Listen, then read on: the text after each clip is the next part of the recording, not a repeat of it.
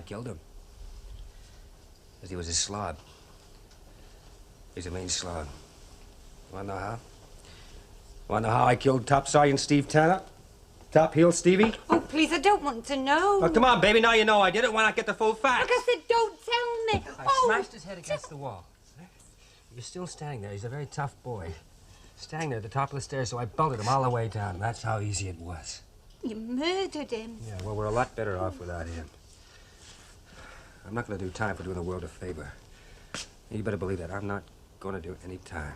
Well, you won't, will you? Because, I mean, nobody knows. That's right. The third person of whom we know nothing. That's what the coroner said. And all the time there's Joe and Ellie looking him straight in the eye. But now somebody does know, don't they? Oh, I won't say nothing. Honestly, I won't. No, I don't think you will.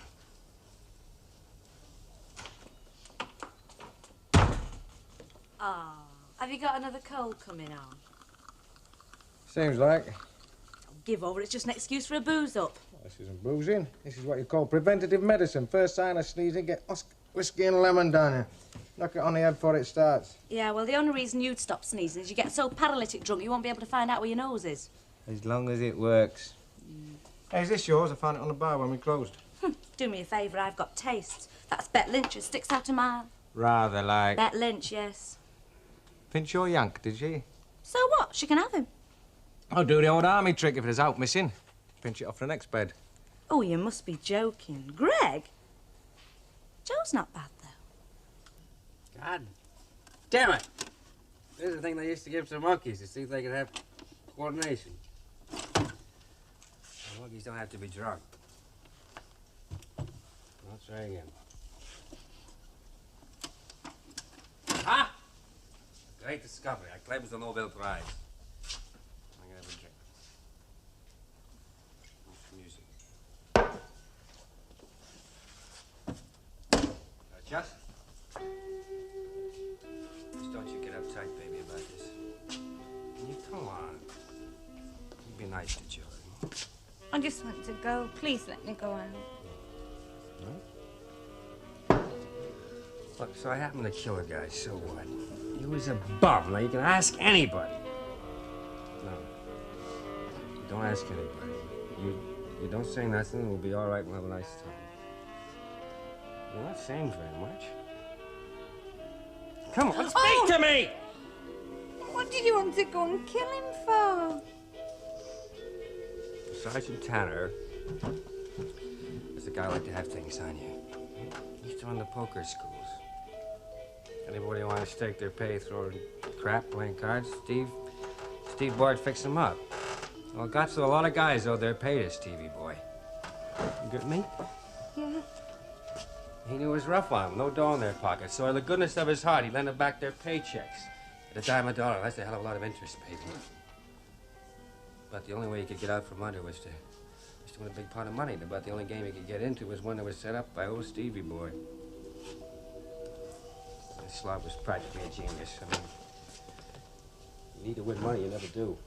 The boy I needed, he was on to me for about $2,000. And a dime a dollar, that's $200 a month he was trying to screw out of me. And like I said, he liked to have things on you. He had things on practically everybody. He could really put the screws to you. Look, if I hadn't have got him, somebody else would have sometime, sure as hell. That bloody inquest. Going over all that stuff, who was there, what time was it, the name of the cab driver, it didn't mean anything. I damn near got up and sold him. The guy was a slob.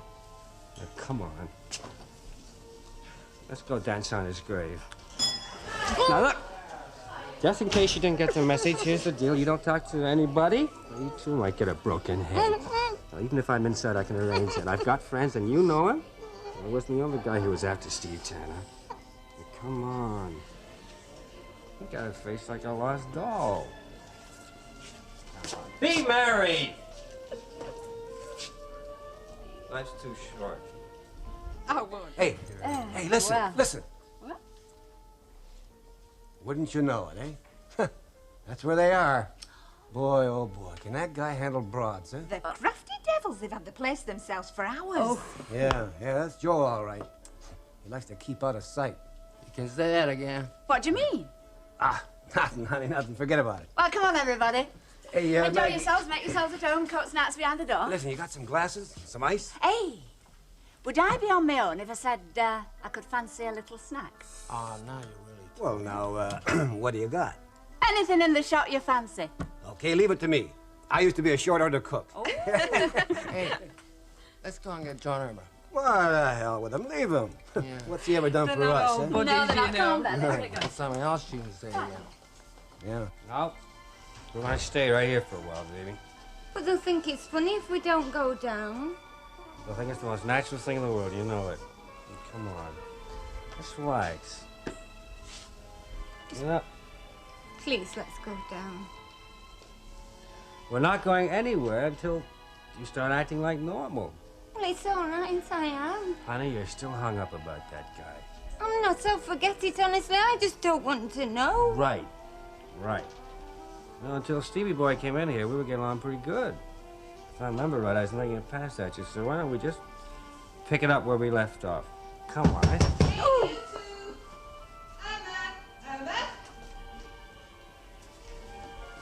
Oh, that's good. Yeah, come on in. What is it? I've just come to tell you that the folks downstairs are throwing a party and you're invited. Well, that sounds good. How about Irma? Yeah? Well, come on. You want to go down? Come on, let's be sociable.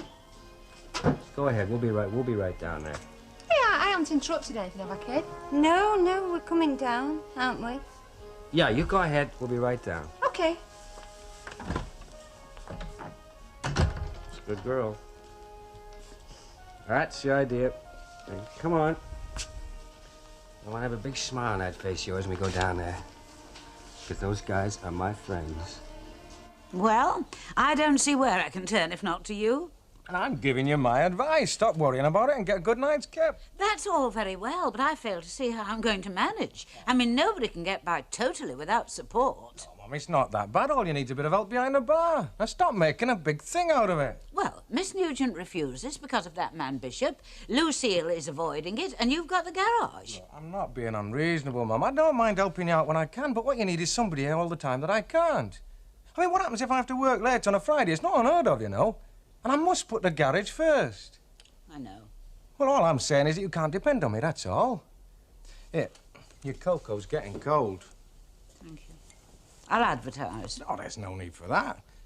We'll find someone. I mean, you, me and Lucia, we'll dig up somebody. I don't want to dig up someone. You can't trust these casual people. Get their fingers in the till. Oh, come on, Mum. There must be somebody. Hey, come on, get yourself to bed. It's 12:30. It isn't. It is. I don't know how I'm going to get up in the morning. Turn off all the lights, won't you, love? All right.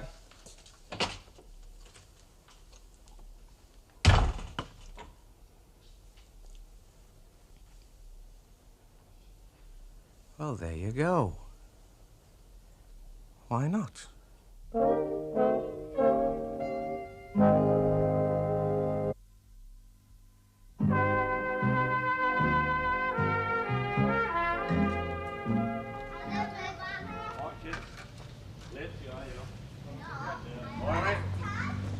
Hey, Bet, half a mo. Do you have to shout?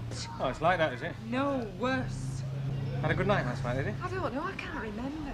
Have you ever had the feeling that you never wanted another drink in your life? It's funny you should say that. Oh. Look, are you still looking for a job? Well, why else would I be dressed up like this morning of all mornings? Oh, you're going off to one then, are you? 9:30, I've got an interview, and I'm seeing about another possible as well. Only, I might have something for you myself. What, in garage? Not exactly, no. Look, don't make anything definite. See me in a Rovers at lunchtime and I'll fill you in, okay? Yeah, all right, but what sort of a job? Well, in view of the way you feel, love, I'd rather tell you then. See you, Bet. See you, ciao, Billy. Yeah, rings a bell, doesn't it? Yeah. Sorry, can I have 5 of them small cigars, please? Hello, Elsie. Hi. Hey, you don't look too bright this morning. No, I had a bit of a late night, you know. Another one. Oh, swipe me. Good morning, sunshine. Were you at this rave up and all? Oh, not me. I'm a married woman, remember? But I know the form. Remember, I was married to the GI. So long, see you. So long now. I'll give you my famous formula. Never fails. Half a pint of milk, Half a pint of milk. a yolk of an egg and a dash of Worcester sauce, Yeah, then yeah. one of them beef cubes and some peppermint cordial. Stir it Oh, all thank up. you It's lovely. very much. Never mind. You haven't got hangover and all, have you? Oh, don't be stupid. Of course I haven't. Sorry, I spoke. Can I have a sliced loaf and half a marge? Well, is anybody going to serve me? Oh, I'm sorry, love. We're not at our best this morning, neither of us. Don't sound too chirpy yourself. No. Must be one of them days. Yeah, from Ken. Why? Well, I can ask, can't I? You're in a funny mood. Oh, I'm sorry, Maggie. Yes, as a matter of fact, I have heard from him. He rang up last night. Rang up from America? Who rang up from America? Ken, at £2 a minute or whatever it is. Oh, why? What was wrong? Why should something be wrong? No, I mean with him ringing up like. Well, maybe he rang up because he just wanted to talk to me, that's all. Well, you don't sound too happy about it. Oh, there you are. Look, if you haven't forgotten how to sew a button on, do you think you could do a little darning job for us? I suppose you'll moan if I don't. No, I haven't forgotten. Oh, well, I thought, you know, with you getting fancy ideas and this gallivanting off on your driving lessons with young Langton. Oh, you thought, did you? What would you say if I said I was too busy? Would you write and tell Ken in your next letter? Well, you never know. I might at that. Hey, shall I bring it round? I hope you find me in. I've got into work this morning. Back in the firelight. What's up with you? You look as if you'd seen a ghost. Well, it's easy enough to be destructive about it, but you got to remember that America's a country that has more of just about everything, and that unfortunately includes problems. I mean, you English, you like to act so goddamn superior. Well, if you think America's that good, how come you're staying here? Well, I've got my reasons. And for another thing, the dollar goes a lot farther over here. Yes, I read the papers. London's full of Yanks who've discovered that. You staying here permanent then?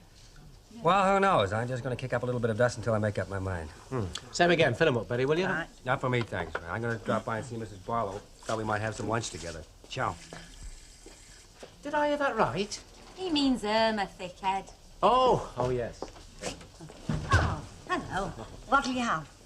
Just a short wait, I hope. I've only come for my Wellingtons. They must be going for a frolic in the woods. She always gets her wellies when she goes for a frolic, you know. Are you sure you won't have one, Vicar? No, thank you. Oh, come on now, it won't kill you. Hey, and there isn't a thunderbolt for miles. I heard the weather forecast, so you quite say. Thanks very much. I don't think we've got time. We're just off to do a wedding. Mr. Bishop, how nice to see you. Mrs. Walker, how are you?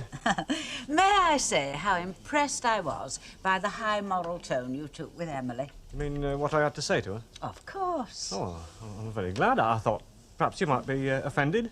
Oh, no, not at all. I see your attitude perfectly and understand it for what it is. Pure hypocrisy. Hello, Mr. Tatlock. Hello, look. By gum, that's the first person I've met today what's in a good mood. Well, Ernest, shall we go, or would you like a little refreshment to help us on our way? I think he'd soon go, love. Why do you need Wellingtons at a wedding? To keep my feet dry. Oh. You're right for asking. Hey, young Langton, I've been looking for you. Do you think you could put me up some shelves? Yeah, sure. What do you want?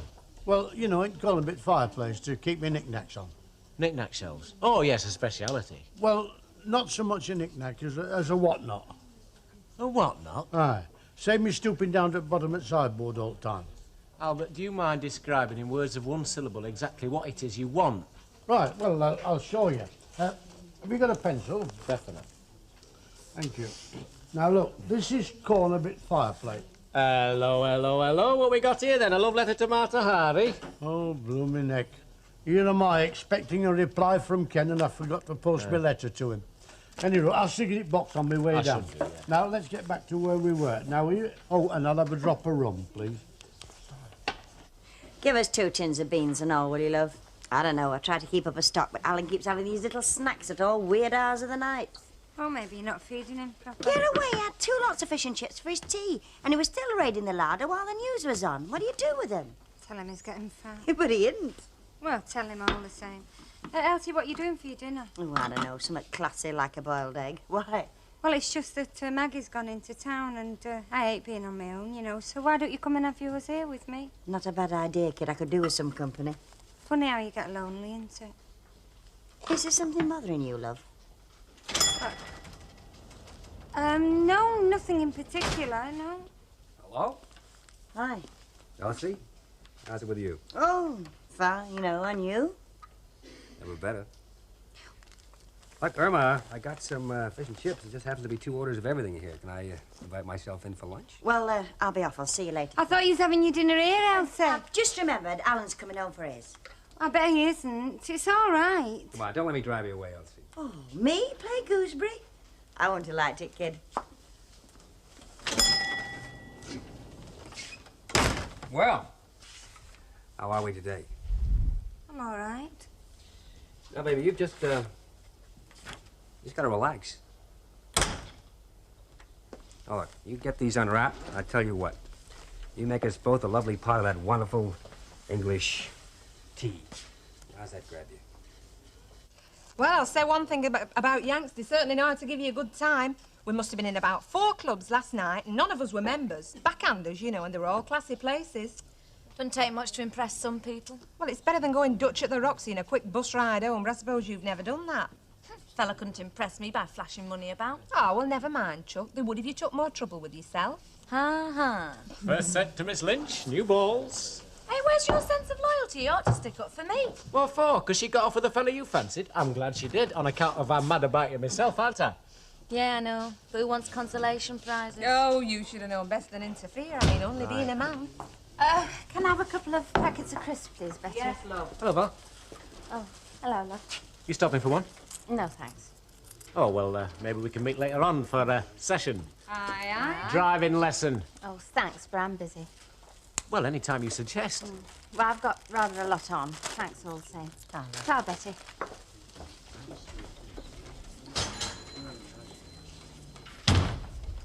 Hey, what is up with Val? I'm glad you asked me that.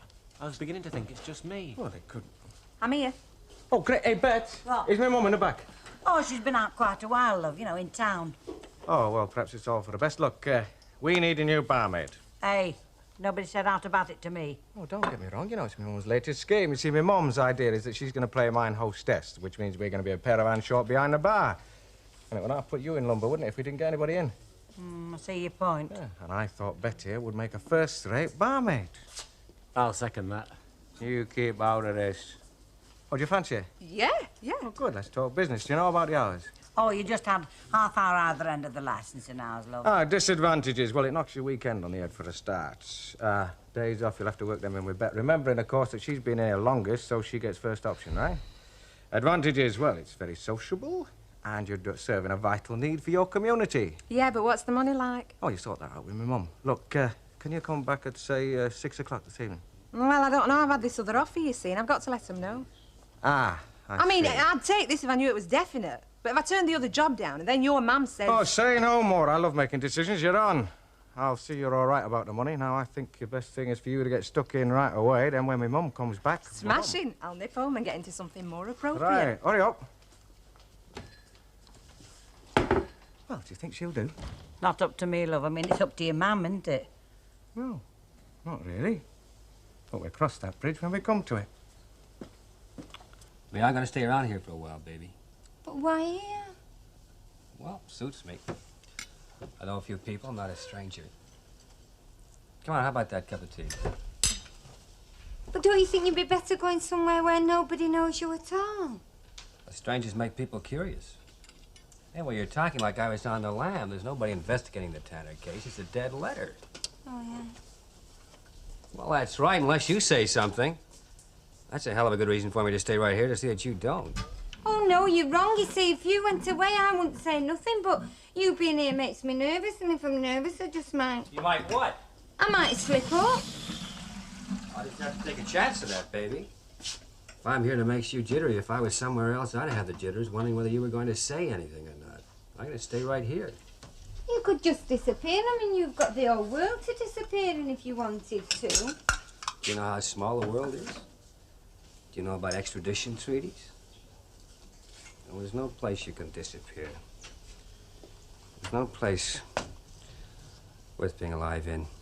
I don't know, I've checked them all out. The world isn't as big as you think. So come on, you just be nice to Joe and you let me stay here, huh? You know, sometimes I wonder, too. I wonder how it came to be this place. Why? You try to sort out all the little things in your life and you look for a pattern. Maybe, I don't know. You see what I'm trying to say? I don't know why. I don't know why I'm here. A lot of little accidents all piled up together, and that's called the history of a life. That's why I'm here. And it's one hell of a long way from home.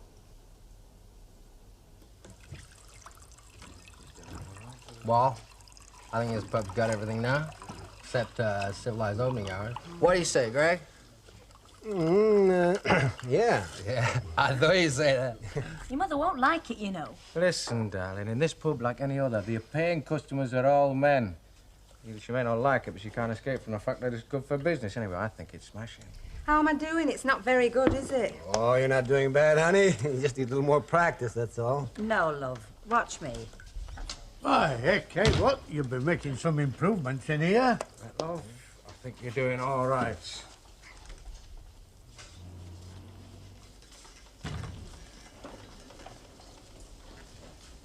Billy, could I have a word with you, please?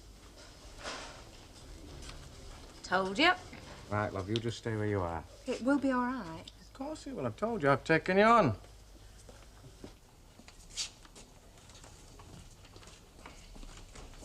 Would you mind telling Miss Lynch to get dressed and go home, and then perhaps you'll be kind enough to tell me what she's doing behind the bar? Mother, she is dressed and she's our new barmaid. Oh, no, she isn't, dear. Oh, look, Mum, Bet Lynch was willing and available. I don't doubt Oh, it. now, come on, Mum.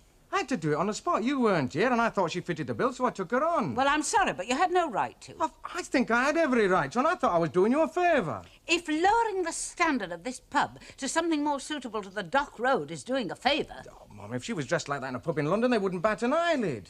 Well, at least give her a chance. I can't go back on my word now, can I? I think I'd best hand him his resignation before I start. Oh, don't talk like that. Well, I'm telling you, honey, if you quit, it's going to be over my dead body. And mine. Miss Lynch, could I have a word with you, please? Billy has explained to me that you're helping us out for the time being. Now, of course, I cannot be responsible for any arrangement that you and he have made. But if you and the job find each other suitable, I may decide that we need someone permanently. At the moment, of course, I can't say. Oh, and do dress up a little warmer in future.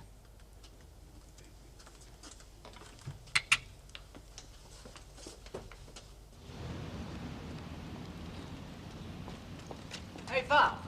Val, hang on. Look, what's up? Nothing. Come on, I'm not daft. What is it? Ken rang last night. What, from the States? Yes. Well, he must be missing you then. I don't know. He didn't say if he was. I don't get it. He rang not because he was missing me or because he wanted to hear the sound of my voice. He rang because somebody has written him a letter saying things about you and me. Are you joking? I wish I was. What kind of things? Oh, I don't know. You can imagine. Well, it sure seems as if somebody can imagine anyway. In fact, somebody has got a right prize-winning, nasty little imagination. Who was it, do you know? Well, Ken wouldn't say, but I've got a pretty good idea. Who? Oh, it must be Uncle Albert. He thinks he's in a special position because he's family and he's a busybody. And I happen to know he's written a letter to Ken. I happen to know he never posted it. How? Oh, he pulled some papers out in the Rovers and I noticed an airmail letter for Ken. So, whoever it was, he certainly owe Albert a bit of an apology. Maybe that was another letter. No, it was all dog-eared, you know, and anyway, he said he'd forgotten to post it. It has to be somebody else. It makes me sick, doesn't it? I mean, who'd stoop to that? Who's got the nasty little mind for it? Well, whoever it is, love, they're sitting there laughing and smiling behind one of them doors.